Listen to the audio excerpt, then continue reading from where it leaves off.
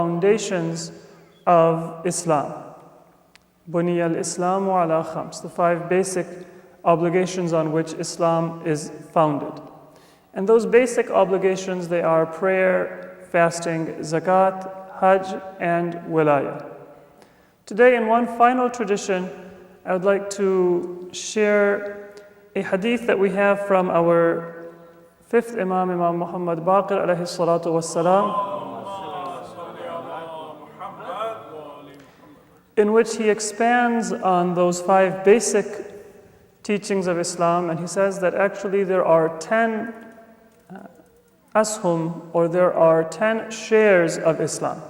So here we're not just speaking about the basic pillars, the fara'id that define Islam, but the shares of Islam, a little bit more detail about the character of the Islamic way of life.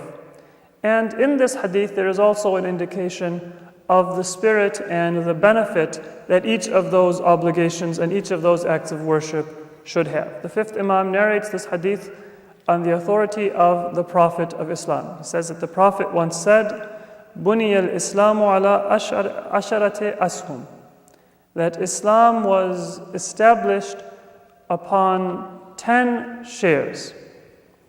"Ala shahadati an la ilaha illallah wa hiya al-millah." First is the testimony that there is no God but Allah. That is the millah. That is what defines the nation. The nation of, I don't want to use the word the nation of Islam, the nation of Muslims, the community of Muslims is defined by this shahada, this testimony that there is no God but Allah subhanahu wa ta'ala. So our identity is not to be defined based on other things, whether it be language or geography or ethnicity or any other of our attributes. They are there for us to recognize one another, for us to establish other units, communities, organizations. But our primary identity, our millah, is the millah of Islam. And that is something which we should establish within our communities as our primary source of identification. We can belong to a cultural group and we can identify with a cultural group. We can belong to one or more than one hyphenated ethnic group, and we can take pride in that identity. But our primary identity, it should be based on our religion and our beliefs, which are rooted in Tawheed. وَالصَّلَاةُ وَهِيَ الْفَرِيضَةُ.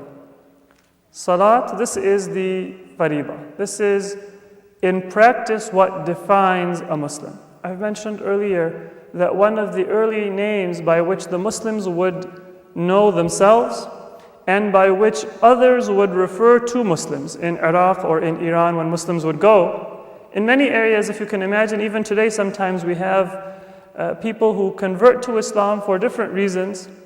Sometimes it's not really clear whether they are Muslim or whether they are not.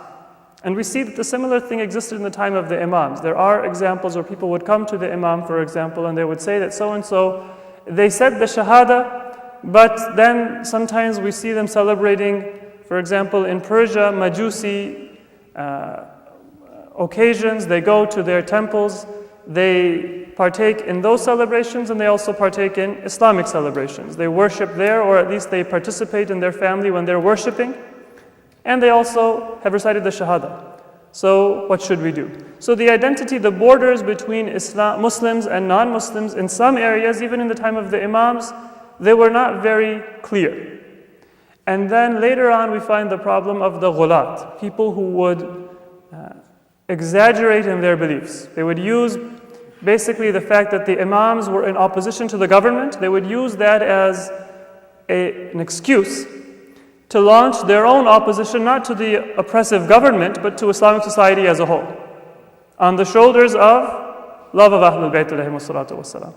So in these different types of areas of confusion, sometimes where a Muslim would be confused with a non-Muslim. Because even in those days, if you were doing business in Kufa, if you came, for example, to sell your handicrafts from a village to Kufa, Kufa was a center of Islam.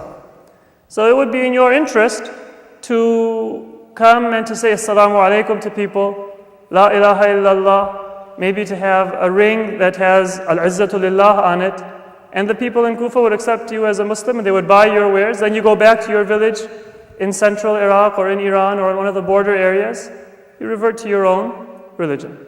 Even today you can sometimes see in some cities that tradespeople, they do this. It existed in history as well. How would Muslims recognize one another? By salat, prayer, importance and a attachment to salat. This is how they would separate themselves. There are times when people would be accused of being a ghali, being somebody who had exaggerated and false beliefs about the imams. And then others would go and check on them and see, do they pray? If they prayed, then people would recognize that perhaps the accusation was false. But if they were not attached to prayer, if they didn't pray, then sometimes that accusation would be taken more seriously. So prayer, it is the fariḍah, it is in action the most important part of our Islamic religion, and it should be given the greatest importance. وَالصَّوْمُ وَهُوَ الْجُنَّةِ. Fasting, and that is a shield. It protects us from harm, protects us most importantly from the punishment of Allah subhanahu wa ta'ala. We all through our lives commit so many mistakes, have so many shortcomings, offend so many people without reason. It is Sawm that is a shield for us from the evil effects of what we ourselves have earned. So Sawm, it has the benefit of being a protection, a shield. وَالزَّكَاةُ وَهِيَ الْمُطَهِّرَةُ. Zakat, it is what purifies us. So when we give our Islamic obligations, whether it be fitrah or zakat or khums or sadaqat, and our kafarat and our other Islamic material obligations, that purifies what we have and what we use for ourselves. Sometimes people, they have these teachings or these misconceptions that you can't live in society because maybe the meat that you're eating, maybe the material that you're buying, the money that you're getting, maybe somebody took it from an unlawful source. And if somebody took it from an unlawful source and it comes into my pocket, then, or if I consume that food, then it will have a negative spiritual effect on me as well. The Prophet, he would accept invitations, he would buy things from the market of the Muslims. The Imams, they lived normally in society. They didn't have these exaggerated and false precautions that people sometimes take in the way of spirituality. But they were careful about their fara'id, and they would emphasize to their followers to be careful about their fara'id so that these negative spiritual effects which people are afraid of, they don't harm them. Zakat is just what purifies us, even if inadvertently, not through our own carelessness, but maybe through somebody else's carelessness. Sometimes we are partaking of resources or food that may not be as pure as it should be. So Islamically, we shouldn't be trying to look behind every curtain, doubt every person who invites us to their house or everybody that we purchase something from. That is not the Islamic conduct. Islamic conduct is to live in society as the Prophet and as the Imams did, and to regard our zakat as what purifies our wealth. Make sure that we are protected. وَالْحَجْ وَهُوَ الشَّرِيعَةِ.